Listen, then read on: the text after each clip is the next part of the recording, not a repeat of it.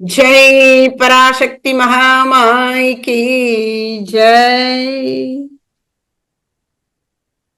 சரி, கேள்விகள் இருந்தா கேட்கலாம்.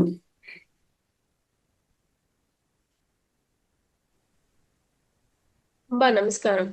ஒரு அம்மா, சந்தேகம். அம்பா, இப்போ சில பாம்பெல்லாம் அடிச்சிட்டாங்கன்னா சில பேர் இந்த கோயில்ல போய் பாம்புக்கு இது ஊத்துறது அந்த மாதிரி எல்லாம் பண்றாங்க இல்லையா, பரிகாரம். இப்ப நான் அன்னைக்கு ஒரு பச்சை பாம்பு வந்து அடிக்கிற மாதிரி ஆயிடுச்சு. ஆஹ் தலையில வந்து கல் தூக்கி போட்டேன் அந்த பாம்போட தலையில. சின்ன ஒரு பச்சை பாம்பு தான், ஒரு அடி நீளம் இருக்கும். அதுக்கு ஏதாவது பரிகாரம் பண்ணணுமா இல்ல?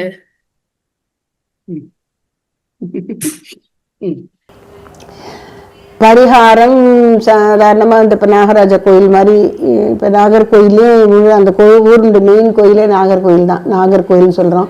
அது மாதிரி சில கோயில் சில இடங்களில் வந்து அந்த மாதிரி மரத்தடியில் நாகர் இதுகள்லாம் இருக்கும். அங்கே போய் பால் ஊற்றி கும்பிட்டுட்டு வருவாங்கன்னா அதெல்லாம் செய்யுங்க, என்ன இருக்கோ அதை செய்யுங்க பரிகாரங்கள். அதை விட பெரிய பரிகாரம் நம்ம பெரியவங்க சொல்லியிருக்காங்க. என்ன அப்படின்னா, அதாவது இல்லறத்தில் இருக்கும்போது இது வந்து ஒரு ஒரு அச்சம் தரக்கூடிய சூழல்ல நாம செய்திருக்கிற ஒரு காரியம். நாம் அதை கண்டு பயப்படலைன்னா அதனால நமக்கு ஆபத்து வருமோ அப்படின்னு நினைக்கலன்னா நாம் அதை போய் கொல்ல மாட்டோம். அது தலையில கலை போட்டனேன்னு பயம் வருந்தது மனசு. அதே சமயம் அதை சும்மா விடவும் தைரியம் வரல. அதனால்தான் நம்ம அதை அடித்தோம். ஆனால் அடிச்சிட்டோமேன்னு வருத்தமா இருக்கு. இப்படி வாழ்க்கையில தவிர்க்க முடியாத வகையில நாம பிற உயிர்களுக்கு தீங்கு செய்து விடுகிறோம். அதனால என்ன பண்ணாங்க நம்ம பெரியவர்கள், இப்ப சமண மதத்துலலாம் ரொம்ப அது உச்சத்துக்கு எடுத்துட்டு போவாங்க. அவ்வளவு தூரத்துக்கு போகணுமான்னு கூட எனக்கு சில சமயம் தோணும். அதனால அந்த அந்த உயிரை காப்பாத்துறேன்னு நம்மளையே என்ன சாப்பிடாம அப்படியே கடந்தெல்லாம் இது பண்றாங்க. அது தெரியல. சரி, இப்ப நம்ம இதுல என்ன பண்ணிட்டாங்க அப்படின்னா, வைதிக தர்மத்துல நம்ம இல்லறத்தான் ஒருவன் 5 பெண்கள் குறிப்பா அந்த வேலையெல்லாம் பார்க்கும்போது 5 வகையில நாம வந்து உயிர்களுக்கு ஹானி பண்ணலாம், உயிர்களை அழிக்கிற மாதிரி நடந்துக்கலாம். பெருக்கும் போது வீடு கூட்டுறோம்ல, வீடு கூட்டும் போது எத்தனை இப்ப வந்து உங்களுக்கு பாம்புனா ஒரு அடிக்கு அது பச்சையா தெரிஞ்சுது, உங்களுக்கும் அதை கண்டு பயமா இருந்தது, கல்ல போட்டீங்க பயமா இருக்கு, இப்போ போட்டனே வருத்தமா இருக்கு. நீங்க பெருக்கும் போது எத்தனை பூச்சி நசுங்கி சாகுது, அதுக்கு நீங்க வருத்தப்பட்டீங்களா? அப்ப பெருக்கும் பொழுது அப்புறம் மாவு அந்த காலத்துல அவங்க வந்து உலக்கையில இடிச்சிருப்பாங்க, திரிகையில திரிச்சிருப்பாங்கல்ல. அப்ப தானியம் மட்டும் தான் அறப்படுதா? புழுப்பூச்சி போயிருந்திருக்கலாம், சேர்த்து அறவிட்டிருக்கலாம், தெரியாது. அப்புறம் பாத்திரம் தேய்க்கணும் இல்ல, சமைச்சிட்டு பாத்திரம் தேய்க்கிறோம்ல, பாத்திரம் தேய்க்கும் பொழுது அப்போ உயிர்கள்லாம் அந்த நம்ம நல்ல சாம்பல் கறி போகணுங்கிறதுக்கு சாம்பல் எடுத்து போட்டு வர வர வர தேய்க்கும் போது ஏதாவது நடுவில் பட்டு செத்து போகலாம். அப்புறம் இன்னும் 2 என்னமோ இருக்கு, எனக்கு இப்ப நினைவு வரல. அந்த 5 செயல்கள் கிச்சன்ல மெயினா, வீட்டுல தினந்தோறும் நாம செய்யக்கூடிய இந்த வீட்டை சுத்தமா வச்சுக்கிறேன்னு செஞ்சுக்கிட்டே இருக்கோம்ல. இப்ப அதுல எதுக்கு நாம வந்து இந்த ஹார்பிக் போட்டு கழுவுறோம், இந்த வீடு கழுவும் போது நம்ம சோப் ஆயில் போடுறாங்க, அதை கொஞ்சம் வாசனை போட்டு, அதெல்லாம் என்னத்துக்கு? அந்த பூச்சியை அழிக்கத்தானே. அப்போ இது தவிர்க்கவும் முடியாது. உங்களுக்கு ரொம்ப அச்சத்தை தாண்டி போயிட்டா தவிர்த்திடலாம், தாண்டி போக முடியல. அப்படி சொல்லியிருக்காங்க, நான் கேள்விப்பட்டிருக்கேன். ஒரு அம்மா ஒரு இடத்துல நல்ல பெரிய, நீங்களாவது பச்சை பாம்பு தான், ஒரு பெரிய ராஜநாகமே வருது, அதை வந்து நல்லபடி படம் எடுத்துட்டு நிற்குது. அப்போ ஒரு அம்மா சொல்ற, வேண்டாம்ப்பா இங்க எல்லாம் குழந்தைங்களாம் இருக்காங்க, நாகராஜா நீ போயிடு அப்படின்னு அந்த அம்மா கும்பிட அது அப்படியே போயிடுச்சான். அவ்வளவுக்கெல்லாம் நம்மளுக்கு தைரியம் இல்லை, இருந்தா அப்படி பண்ணலாம். எல்லாரும் இப்படி பண்ணிட்டா என்ன அப்படின்னா, அப்ப அவங்க என்ன சொல்றாங்க, நீ தினசரி வாழ்க்கையிலேயே இத்தனை உயிர்களுக்கு, ரொம்ப நுண்ணிய பாக்டீரியாவா இருக்கக்கூடிய பல உயிர்களுக்கு நீ வந்து நாசம் பண்ற, அதனால நீ என்ன பண்ணிடணும், உன் வாழ்க்கையில 5 விதமான வேள்விகளை தினமும் செய் அப்படின்னுட்டாங்க. 5 விதமான வேள்விகள். அந்த வேள்வினா என்ன? வேள்வினாலே சுயநலத்தை விட்டு அடுத்தவங்களுக்கு கொடுக்கறது, அதான் வேள்வி. ஏதோ ஹோம குண்டம் வச்சு என்ன அதில் சமைத்துக்கள் விறகுகளெல்லாம் போட்டு நெய் ஊற்றி அப்படி தீ எரிச்சாதான் அது வேள்வி என்பதல்ல. சுயநலத்தை விட்டு உனக்கு பயன்படக்கூடிய பொருளையும் சந்தோஷமா விட்டு கொடுத்தீங்கன்னா அது வேள்வி. அதனால நீ என்ன செய்யணும், இத்தனை உயிர்களை ஒன்னறியாம நீ கொல்லுவதனால நீ இந்த வேள்வியை செய்யி அப்படிங்கிறார். பெரியவங்க நமக்கு சொல்லியிருக்காங்க, தினந்தோறும் இந்த வேள்வியை செய்யணும். குறிப்பா இல்லறத்தான் ஒவ்வொரு நாளும் வாழ்க்கையில 5 வேள்விகள் செய்யணும். 5 வேள்வி. சம்ஸ்கிருதத்துல பஞ்சமகா யஜ்ஞம் அப்படின்னு சொல்லுவோம். இது எதுக்காக கொண்டு வந்தாங்க? வீட்டை பெருக்கும் போதும், மாவு அரைக்கும் போது, இடிக்கும் போது, பாத்திரம் தேய்க்கும் போது, இன்னும் சொல்ல இந்த மாதிரி காரியங்கள்லாம் செய்யும்போது நம்மள அறியாம பிற உயிர்களுக்கு நாம அழிவை உண்டு பண்ணலாம். அந்த பாவத்துக்கு பிராயச்சித்த மாதிரி நீ 5 வேள்வியை பண்ணிட்டு தினந்தோறும் அப்படிங்கிறாங்க. அந்த 5 வேள்வி என்ன? இப்போ உன்னுடைய வாழ்க்கை அலாதியா உன்னால் மட்டும் நிறைவேறி விடல. நீ நல்லா இருக்கணும் அப்படிங்கிறதுக்காக, இந்த பூமியில மனுஷா நீ நல்லா வாழணுங்கிறதுக்காக பஞ்சபூத்தங்கள் செயல்பட்டு கொண்டே இருக்கு. அந்த பஞ்சபூத்தங்களுக்கும் ஒவ்வொரு பூத்தத்துக்கும் ஒரு தெய்வம் இருக்கு, அதி தெய்வம் ஒண்ணு இருக்கு. வாயு பகவான், அக்னி பகவான் அப்படிங்கிறோம். தண்ணீருக்கு வருண பகவான் அப்படிங்கிறோம். அந்த தெய்வங்கள் எல்லாம் நீ போற்றி வணங்கணும். தேவ யஜ்ஞம், தினந்தோறும் தெய்வத்தை வழிபடணும். முடிஞ்சா பூஜையா பண்ணு, குறைஞ்சபட்சம் ஒரு விளக்கேத்தி கைகூப்பி கும்பிடு. இத காலையும் மாலையும் செய். தினந்தோறும் தெய்வ வழிபாடு செய்யணும். நித்தம் செய்யும் தெய்வ வழிபாடே தேவ யஜ்ஞம். அப்படி இந்த பிரபஞ்சம் முழுவதையும், குறிப்பாக பஞ்சபூத்தங்களை உயிர்களின் நிமித்தம் அதை நிர்வகித்து எல்லோருக்கும் மழை முதலானவை கிடைக்கும்படி செய்கின்ற இறைவனை வணங்கு. அந்த தேவர்களை, இறைவன்கிற அந்த முடிவான இறைவன் கூட இல்ல, தேவர்கள், அந்தந்த பூதங்களுக்கு உள்ள தேவர்கள், அவர்களை வணங்குங்கள். அது தேவ யஜ்ஞம். அப்புறம் ரிஷி யஜ்ஞம்.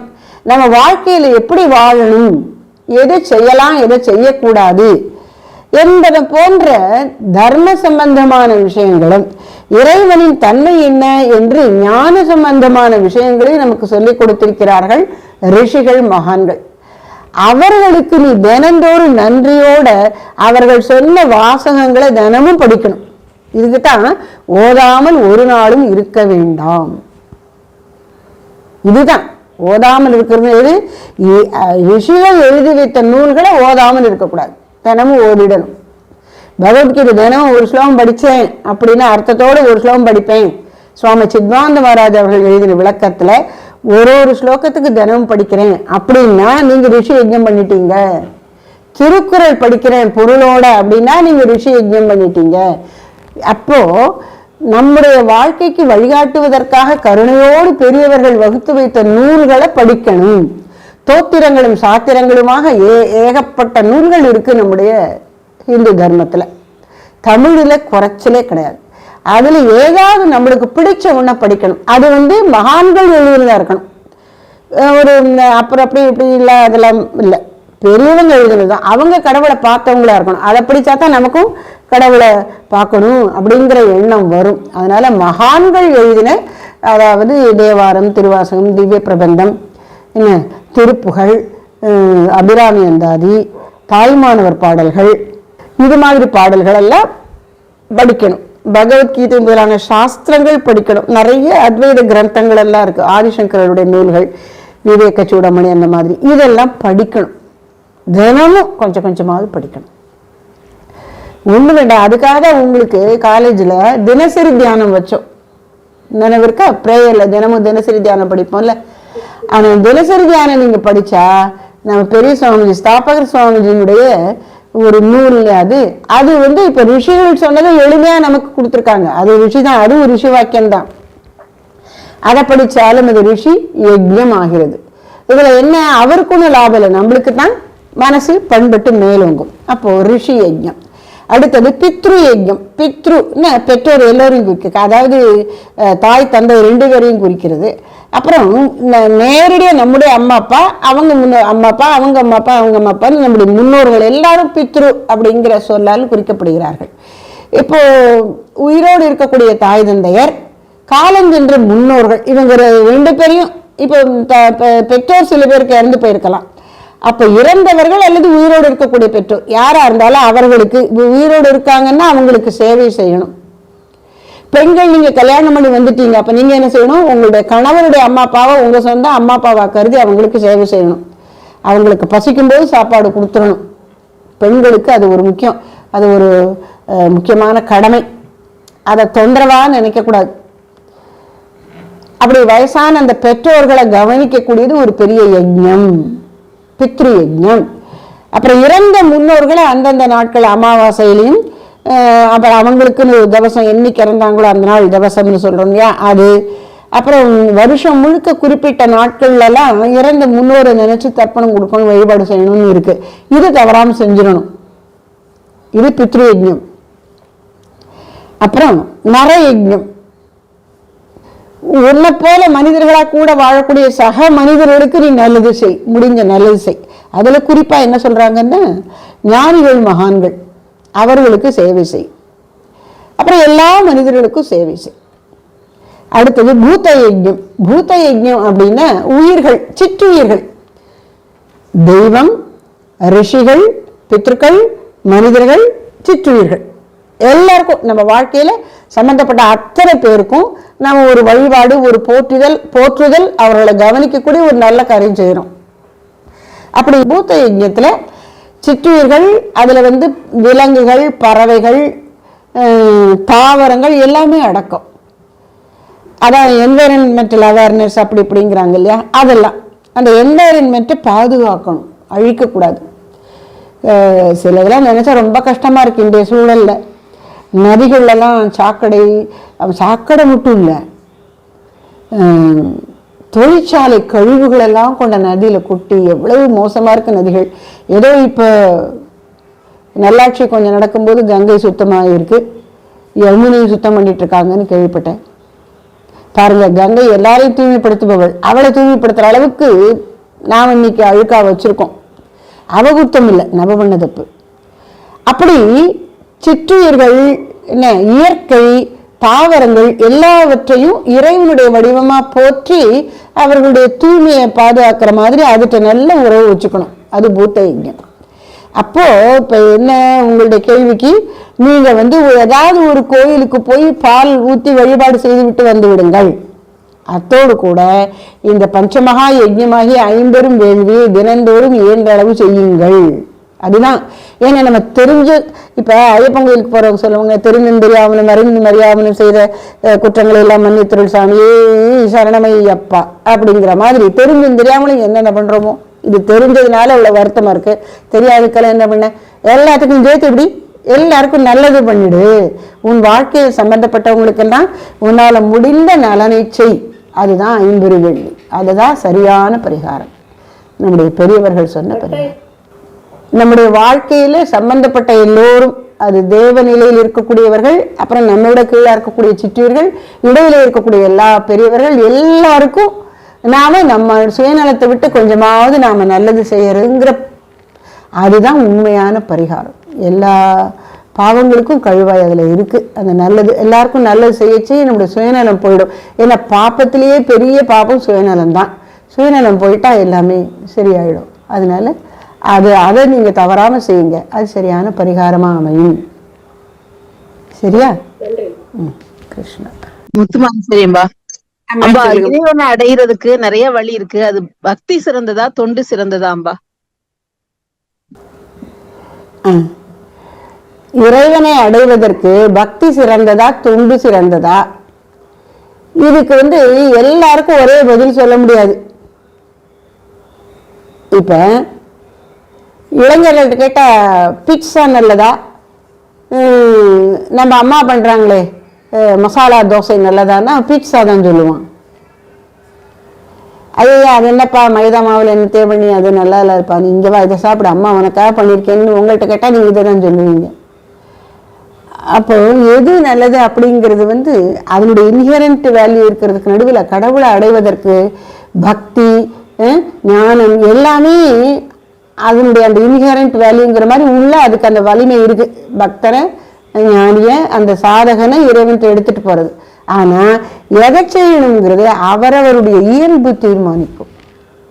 இப்போ எனக்கு பரபரன்னு காரியம் செய்துட்டே இருக்கிற இயல்பா இருக்கு, என்னால் சும்மாவே இருக்க முடியல, வேலை கொடுத்தீங்கன்னா நான் சந்தோஷப்படுவேன் அப்படிங்கிறவன்ட்டு போய் நீ உட்காந்து தியானம் பண்ணுனா அவனுக்கு கஷ்டமா இருக்கும். அவனுக்கு நீ இந்த வேலையை செய், இது கடவுளுக்காக செய்யறேன்னு நினைச்சு செய்யணும், சந்தோஷமா செஞ்சிருவான். அப்போ நம்ம இயல்புக்கு ஏற்ப உங்களுக்கு கர்மயோகம் ஒத்து வருதுன்னா அதன் மூலம் கடவுளை பார்க்க முயற்சி பண்ணுங்கள். பாடுறதும் படிக்கிறதும் உணர்றதும் உருகிறதும் கண்ணீர் விடுறதும் உங்க இயல்பா இருந்தா அப்படி பக்தி யோகத்துல போகணும். அது உங்க இயல்பை நீங்களே ஸ்டடி பண்ணி அதற்கேற்ப எனக்கு இதுதான் ஒத்து வரும்னு செய்யணும்.